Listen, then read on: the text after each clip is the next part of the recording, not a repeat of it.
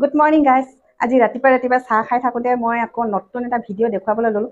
বহুত দিনৰ পৰা ভিডিঅ' বনাম ভাবি আছিলোঁ, কিন্তু ভিডিঅ'টো বনাব পৰা নাই কাৰণ মোৰ কাহ হৈ আছে আৰু গৰমত একেবাৰে ভিডিঅ' বনাবলৈ মন নাই। সেইবাবে ভাবিলোঁ নাই, আজি বনাবই লাগিব। বহুদিন হৈ গ'ল, এনেদৰে নবনালে পিছত আৰু বনাবলৈ মন নাইকিয়া হৈ যাব। আজি বৰ্তমান বহুত ডাঙৰ ঘটনা এটা ঘটি আছে। এটা নহয়, দুটা হৈছে। বিশেষকৈ মানে যিটো ৰমেন বৰুৱা দেৱৰ সন্ধানহীন হোৱা ঘটনাটো হোৱাৰ পৰা, আৰু তাৰ আগত আৰু এটা কাহিনী হৈছে, মানে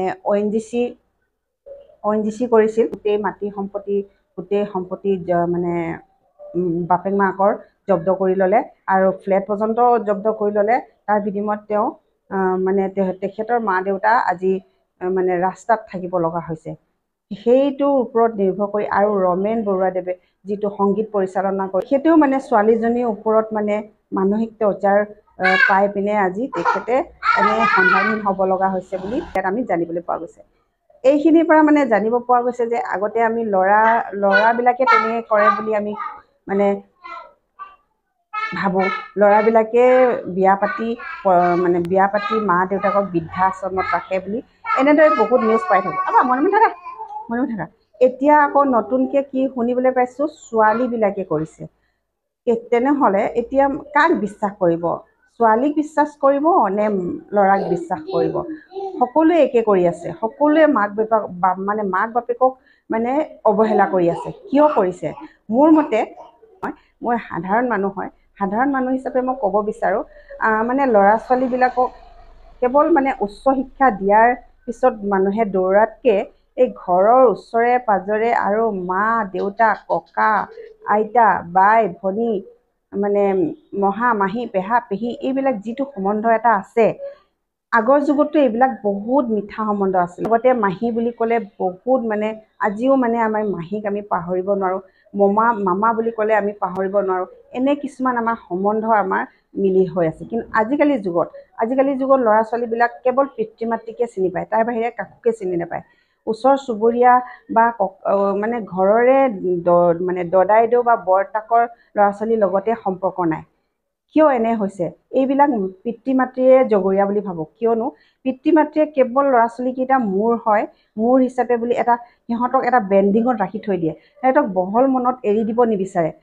সেই গতিকে তেওঁলোকৰ মানে খুৰা খুৰী, পেহা পেহী এনেধৰণৰ মানুহৰ লগত মিলি থাকিলে ল'ৰা ছোৱালীবোৰ ভুল পথে যাব, উচ্চ শিক্ষা ল'ব নোৱাৰিব। এনেধৰণৰ বিভিন্ন ধৰণৰ মনোভাৱ লৈ পিতৃ মাতৃসকলে ল'ৰা ছোৱালীবিলাকক মানে এটা ৰুমত আবদ্ধ কৰি ৰখা হয়। আৰু সিহঁতে সেইভাগে আবদ্ধ হৈ এসময়ত সিহঁতে মানুহ চিনি নোপোৱা হৈ যায়। আৰু মানুহ চিনি নোপোৱাৰ বিনিময়ত সিহঁতে কাকো আপোন বুলি ভাবিব নলয়। পিছত এনেকৈ হৈ গৈ যে নিজৰ পিতৃ মাতৃও আপোন নহয় সিহঁতৰ বাবে। সিহঁতৰ জীৱনটো এটা যান্ত্ৰিকতা হিচাপে মানে হৈ যায়। সিহঁতে এটা ৰবটিক মাইণ্ড হৈ যায়।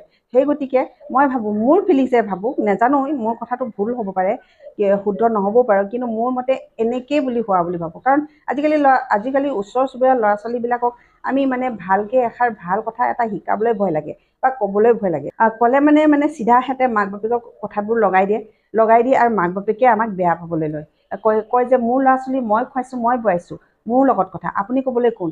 এনেধৰণৰ বিভিন্ন ধৰণৰ প্ৰশ্ন কৰি দিয়াৰ বিনিময়ত মানে কিছুমান ভুল দেখিলেও নেদেখা ভাওজুৰি থাকিব লগা হয়।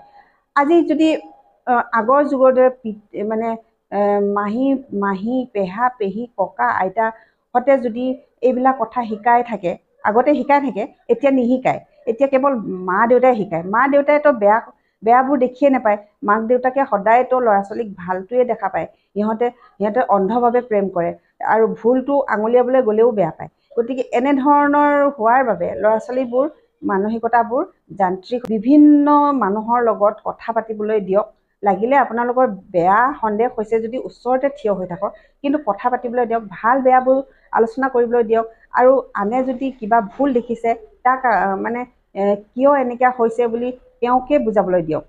আৰু এনেধৰণৰ বিভিন্ন ধৰণৰ যদি হয় মানে তেতিয়াহ'লে ল'ৰা ছোৱালীবোৰ মানে পিছলৈ মানৱতা বোলা বস্তুটো চিনি পাব। নহ'লে মানৱতা বোলা বস্তুটো চিনি নোপোৱা হৈ যাব। মাক বাপেক নালাগে, সি নিজৰ পেটৰ পোৱালিকো অনিষ্ট কৰিবলৈ ল'ব এসময়ত।